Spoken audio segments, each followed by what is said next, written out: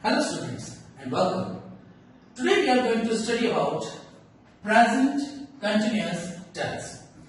We have studied before, but today we are going to study about the basic concept of present continuous. For example, I am going to make a sentence for you. She is making subject, helping verb, main verb and object. She is making a cake. This is the sentence of present continuous. As you know that the concept of the sentence is 1 and 2. When there are two verbs in the sentence, always the first one is the helping verb and the second one is the main verb. Let me discuss that what is the concept of helping verb and what is the concept of the main verb. So guys, helping verb always tell about the tense and main verb always tells about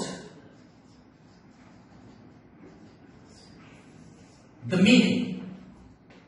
Let me make it more clear to you.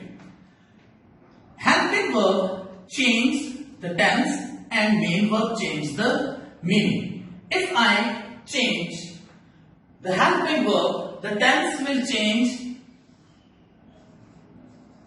For example, she was making a cake. There is only change of tense, but there is no any change of meaning. If I again change the tense, then it will be only change of tense. She will be making a cake, but the sentence is same.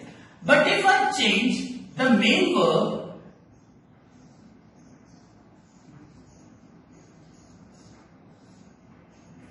then the meaning of the sentence will be changed.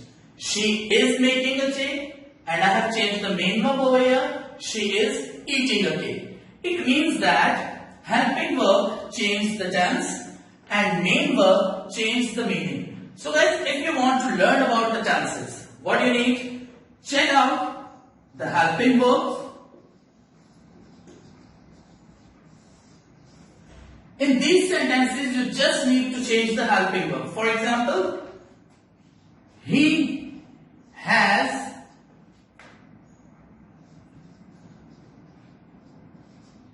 learned the lesson. So it means that you just need to change